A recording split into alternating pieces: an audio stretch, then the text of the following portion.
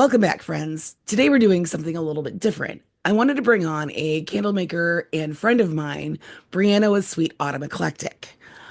Maybe you've seen her candles around, but if not, you are in for such a treat.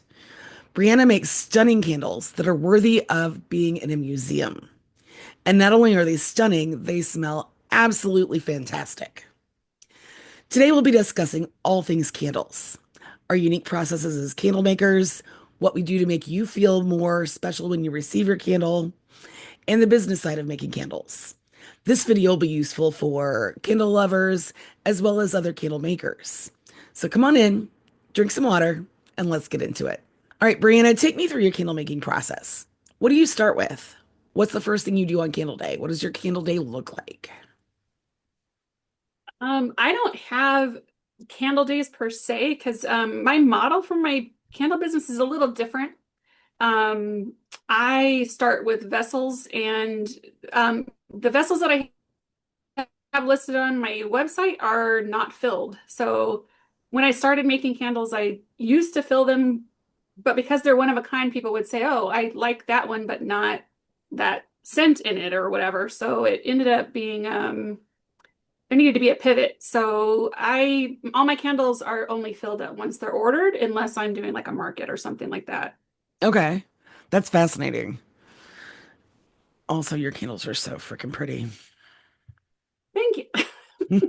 They really are. We'll get into the vessels here in a bit. It's really interesting that you place such a focus on your vessels, and we will get to that here in a bit. Because I am fascinated by that process.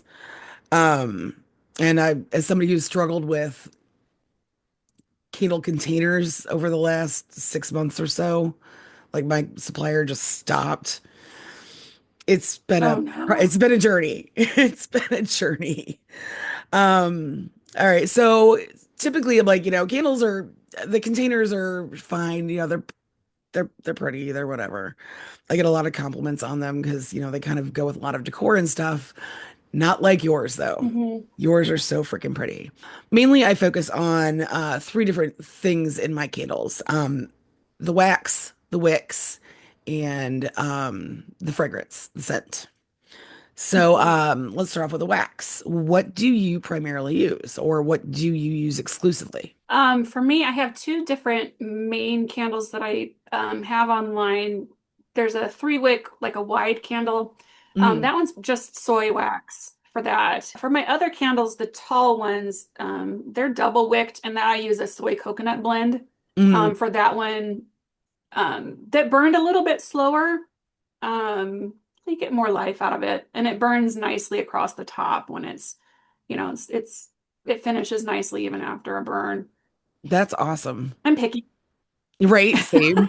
I am so intrigued by the soy coconut wax. It really appeals to me, but I've never worked with it. And Yeah. I'm sure, you with your completely custom candles, it, you don't have a lot of wiggle room for a lot of testing, you know, Yeah, yeah. you know. I tested, I think I've tested pretty much all the big name ones that are on the market besides well, any of the soy ones. I don't Mm. really want to go paraffin. Oh, Um, no. yeah.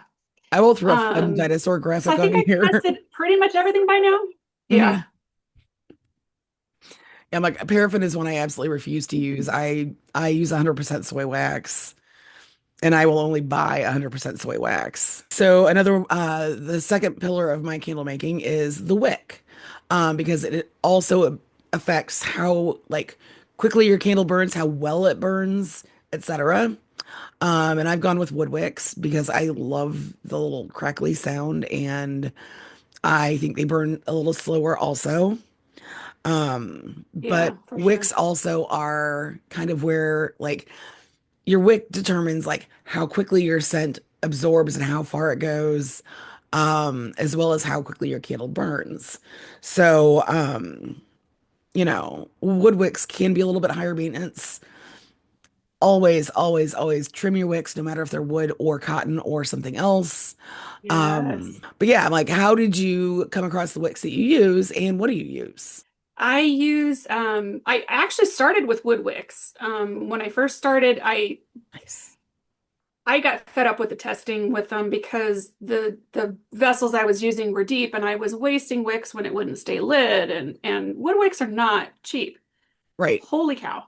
I love them though, and I would love to go back to them, but for me it was more a practicality issue of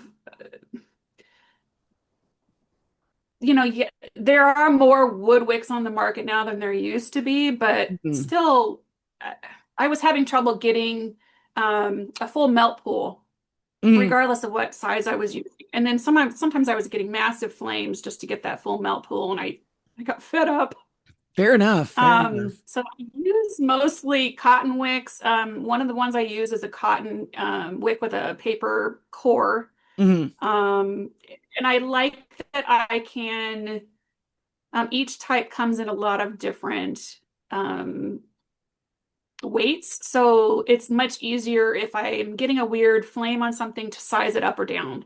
Mhm. Um, paper and cotton, well, any wick really shouldn't be producing a lot of soot or a Correct. lot of smoke, as you know. So a lot of testing and a lot of tweaking just to get that full melt pool while also not getting, gigantic flames that are going to set your curtains on fire. I also like I tested with a few cotton wicks at first. I've got some organic cotton ones that I use, and they aren't too bad with mushrooming, but good God, one of my pet peeves on like if I buy somebody else's candle, mushrooming on the wick irrationally irritates me. Just a personal thing. Well, I don't think that's rational, but I think that's the market that we're in, right? The field that Right? we're in. I know I can't, it makes me crazy. My husband, we have a few candles left over from my pre-candle making days, and when he lights them, it makes me insane because Mhm. there's mushrooms on them. There's a whole lot of soot on them, and just it makes me cringe. I am so And picky. also, I think there's some makers out there that just aren't testing stuff, and that makes me Mhm. a little, snippy Agreed. and edgy too. When I first started it, I thought it was just, throw some wax in a container and stick a wick in it, whatever wick you got from the craft store, but it's not that. I started making candles back in the 90s. So, I mean, back then it was you had access to paraffin and you had Yeah. one wick option. Today, it's so Yeah. much different, you know? And don't even get me started on the candle dyes. Ugh. Let's get into fragrance and scent. Use exclusively essential oils. I will only put those in my candle. Yeah. Go ahead. I'm like, I love, we've had some really interesting back and forth, and I actually really appreciate your perspective on this. So Gotcha. please make the case for using fragrance oils instead of essential. I honestly I would love to use exclusively essential oils, but for me, um I was concerned about batch to batch differences, and I didn't want to have to do more testing even from batch to batch. If Mhm. it, harvest was different one year than another and something was going to burn differently, but also, um, some of it's just cost prohibitive for Sure. sure. I mean, some of the scents I would love to use, Rose Absolute, holy cow. That's just not happening. So those are some factors in it, but also, yeah, I think stability in different manufacturing processes was going to be a big part of it. Also, unless you're buying, and this is something I would love for DIYers to know, um, really, really make sure that you're going with a trusted supplier if you're using essential oils, because you never know what they're being mixed with. That, people aren't, Mhm. not all companies are the same, That is absolutely and correct. not all essential oils are even safe to burn. Right. And I don't think we talk about that as much.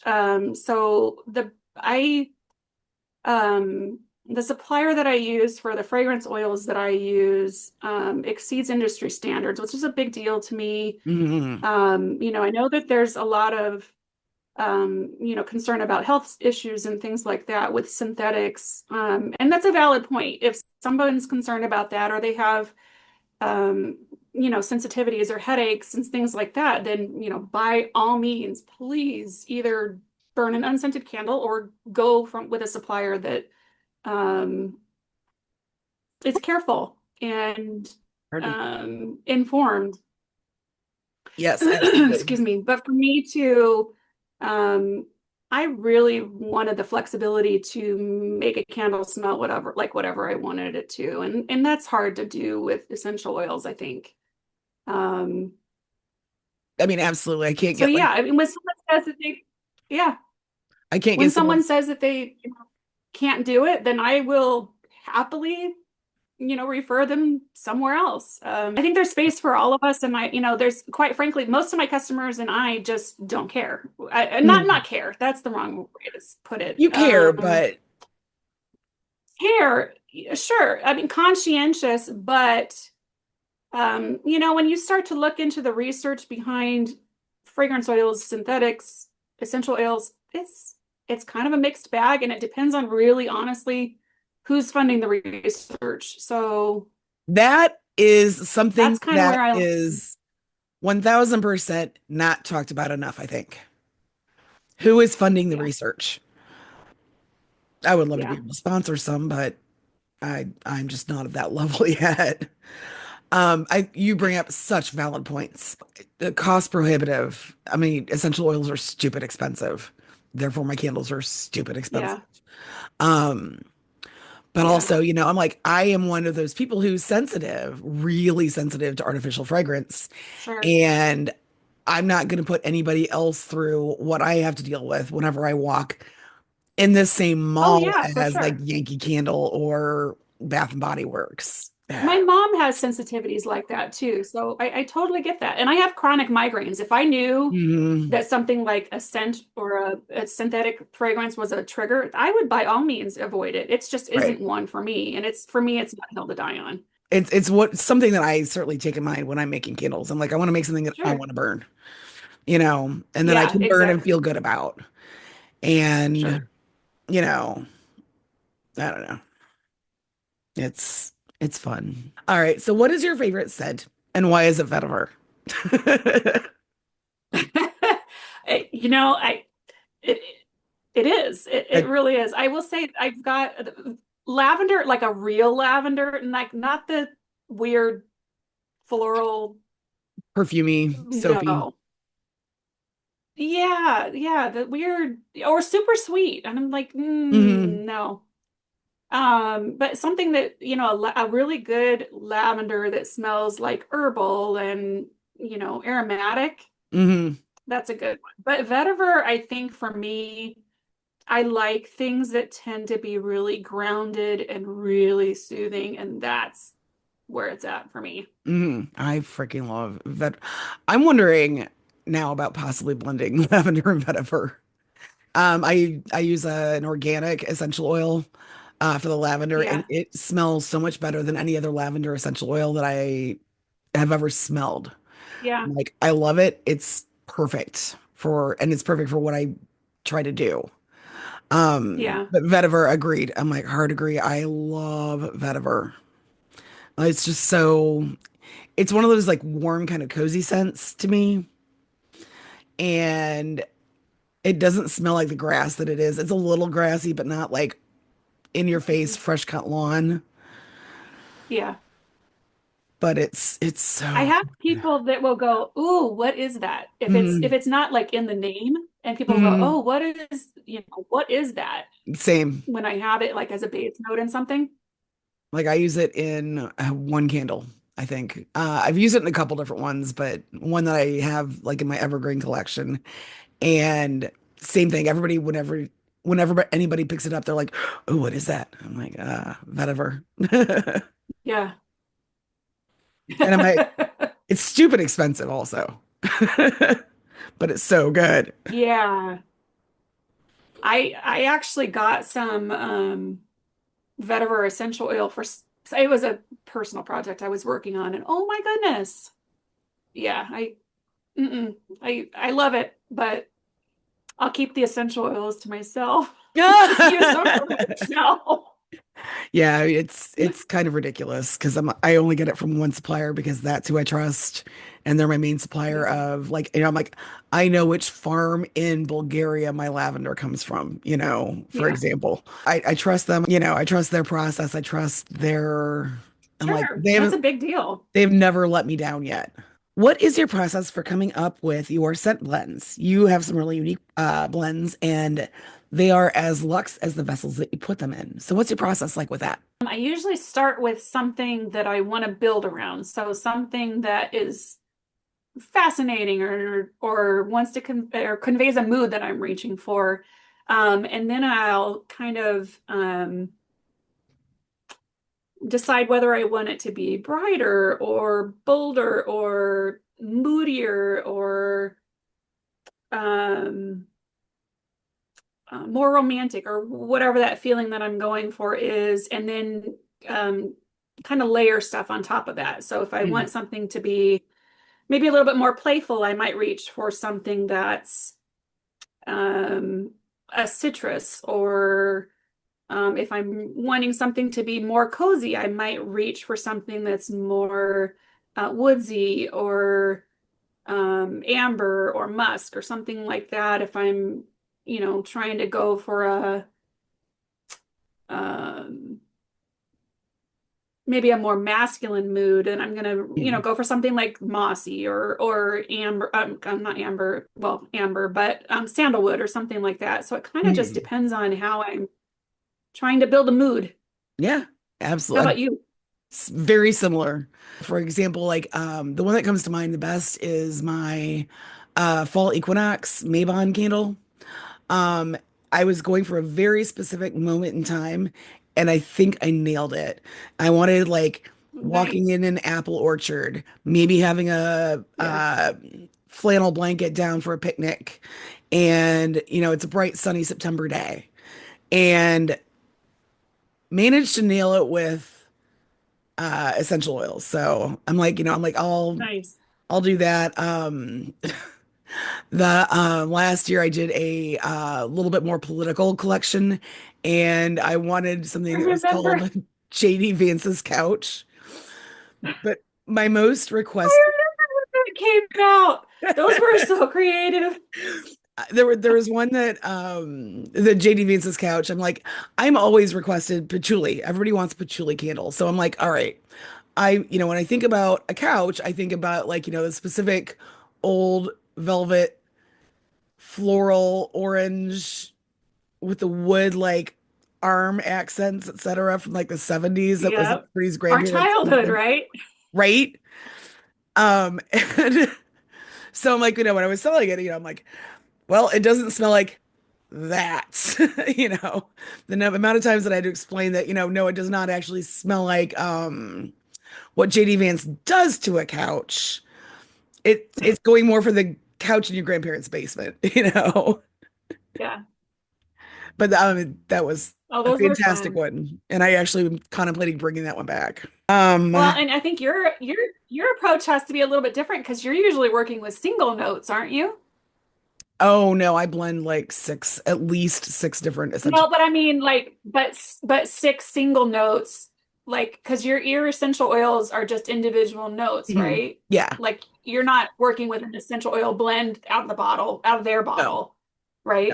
no, I Yeah, blend. see mine are like, yeah. Most of mine come as like already something of a blend. Okay. Um, and then I'm, using other blends to enhance that. So Mhm. that's definitely different. I don't know that I would have the patience to layer each individual essential oil to figure out what I wanted.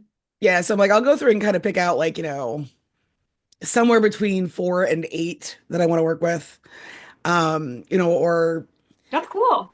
and then I will look at like what do I want for the base note? What makes sense for the base note here? Yeah. Whether it's sandalwood or vetiver or usually my woodsier stuff ends up being the base note. And Mhm. then if I've got more citrus, I want it to be like the top note usually. Mhm. So I'm like, and then I'll go through and figure out like, what makes sense for the top, middle, and base notes, and then kind of write out a recipe accordingly. So it's Yeah. fun. And sometimes, like and I'll just sit there and sniff with my, like I'll just open bottles of essential oil and, run my nose across all of them and be like, okay, I want to pull this one out a little bit Yeah. more. Or I want this is Yeah. really overpowering everything. Because I think another thing that's not talked about enough is like strength of scent. Because not all essential oils, not all scents in general have the same strength of smell. Like some things come across a Yeah. lot, are perceived a lot more strongly than others. So I can get away with Sure. putting, you know, zero point 0.1 ounces of vetiver into a pound of wax, and it still Yeah. comes through quite well. That is my Yeah, favorite. no, the same thing happens with fragrance oils. Some are stronger than others. Some will smell great when they're, when you're smelling a cold candle and you don't get any fragrance or anything once you've burned it. So yeah, there's it's definitely a lot of testing and working and Mhm. tweaking. Right. But sandalwood. Sandalwood Neat. is so stupid expensive. Do you have a blend that is your favorite and your customers love it as much as you do? My favorite blend right now is a lavender and matcha. Hmm. Um, Again, it's a really aromatic lavender versus a really floral lavender. Um, and the matcha makes it really earthy and grounded and cozy and soothing. Um, Customers seem to be kind of, I've taken it to a couple markets, and customers seem to be kind of split right down the middle, whether they love it or just can't stand it. And I think it might be, I wonder if it's people have a preconceived of about what a lavender candle should smell like. Hmm. Um, and they don't think it's floral enough, or whatever. I'm not sure what the thing is. And scent is so subjective anyway. Right. Um, Right.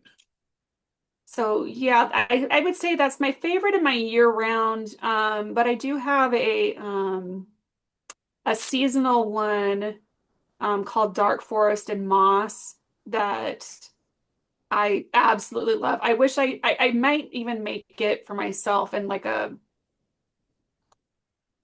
bath salt or Hmm. soap or something like that because Yeah. it's just so good. But Heck I yeah. really do like those woodsy kind of scents. Those are the ones I Mhm. tend to go to. They're kind of my favorite also. Yeah. Absolutely. Like What I about you? What's your favorite? I low key, one of my favorites is by Luniza. It's a pagan holiday in the beginning of August. It's the first of the harvest I festivals. wondered how to pronounce that.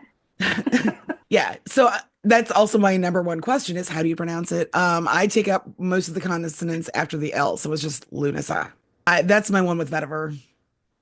I love it. It's also got like pink grapefruit and basil, and it's a wild blend, but it just smells so good to me. I love it. And it's very polarizing. Like customers don't always love it as much as I do, and that's fine. Yeah. I've got a couple Yeah. others that I don't love as much. Yeah. Um, my lavender candle is very floral because I also put chamomile and passion flower and geranium in there. And I throw in some rosemary also to kind of like tame it down a little bit, Yeah. but it's Well, that sounds really good. very floral. Everybody loves that one. It's one of my best-selling candles. There's one that I really don't care for, but it does the purpose that I need it to, and that is my Samhain blend, aka Halloween. Um, and it's hands down my most polarizing blend. It it smells like bog witch. That's what it's affectionately known as. And Okay. it's fine. Um, I don't personally, it's not my favorite, but it's meant to basically put you in contact with your ancestors, and it does that so freaking well. I kind of started out because I wanted a better witchy candle that was better suited to my intentions, if that makes sense. I don't know. I couldn't Sure. find anything that was really good Yeah. on the market, or they had paraffin, or they gave me a headache, or whatever. No, you know what? I started making candles as a girls' night thing, and then I realized, oh, I could reuse these over and over. And it started for me as like, I'm so tired of glass plain vessels that I have stockpiled in my candle graveyard. So, yeah, I don't think that's silly at all. We all started for, some reason or another that we didn't couldn't find on the market. Right? Yeah, absolutely. All right. Thanks for joining us today. Thank you, Brianna, for being here and for answering all of my questions. Do you have anything else to add? Nope. Okay.